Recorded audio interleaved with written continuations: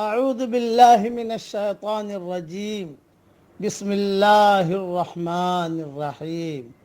سورہ ملک کی چند آیتیں پڑھ رہا ہوں۔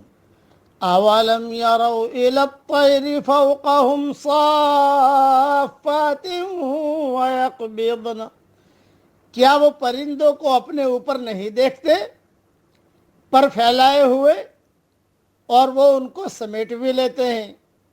ما یمسکہن الا الرحمن، رحمان کے سوا کوئی نہیں جو ان کو تھامے ہوئے ہو۔ انہ بکل شیء بصیر، بے شک وہ ہر چیز کو دیکھ رہا ہے۔ امن ھذا الذی ھو جند لکم ینصرکم من دون الرحمن، بھلا ایسا کون ہے جو تمہارا لشکر بنے اور جو تمہاری مدد کرے رحمان کے سوا۔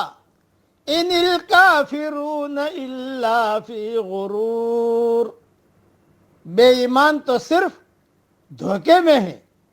امن ھذا الذی یرزقکم ان امسک رزقہ، آخر کون ہے جو تم کو روزی دے اگر اللہ اپنی روزی روک لے۔ بل لجوا فی عتو ونفور، بلکہ وہ سرکشی پر اور بدکنے پر اڑ گئے ہیں۔ افمن یمشی مکبا علی وجہہ اہدی امن یمشی سویا علی صراط مستقیم، کیا جو شخص اوندھے منہ چل رہا ہے وہ زیادہ صحیح راہ پانے والا ہے، یا وہ شخص جو ایک سیدھی راہ پر چل رہا ہے۔ قل هو الذی انشأکم وجعل لکم السمع والابصار والافئدہ، کہہ دیجئے کہ وہی ہے جس نے تم کو پیدا کیا اور تمہارے لیے کان اور آنکھ اور دل بنائے۔ قلیلا ما تشکرون، تم لوگ بہت کم شکر ادا کرتے ہو۔ قل هو الذی ذرأکم فی الارض وإلیہ تحشرون، کہہ دیجئے کہ وہی ہے جس نے تم کو زمین میں پھیلایا اور تم اس کی طرف اکٹھا کیے جاؤ گے۔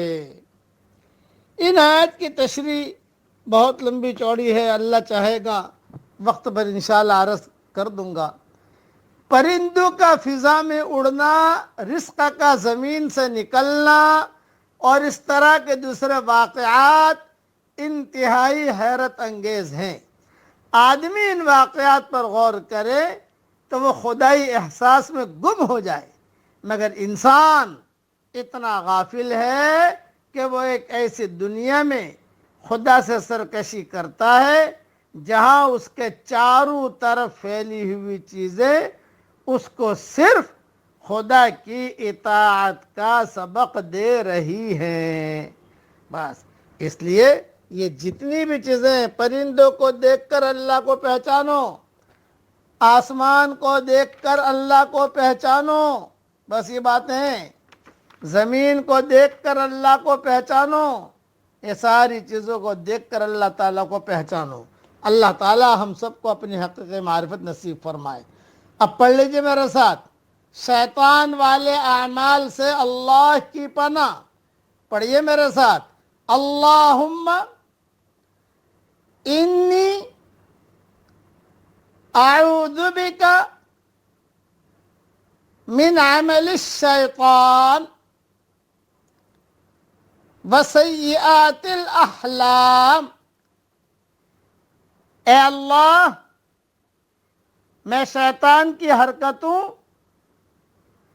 اور برے خوابوں سے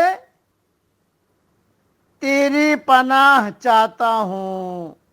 یہ دعا ابن سنی میں بھی ہے، اب دعا المسنون میں بھی ہے۔ اس کا امیجز بنا کر بھی میں بھیج رہا ہوں تاکہ اسے پڑھتے رہیں۔ اس سے برے خوابوں سے بھی حفاظت ہو جائے گی انشاءاللہ، اور شیطانی چکر سے بھی حفاظت ہو جائے گی انشاءاللہ۔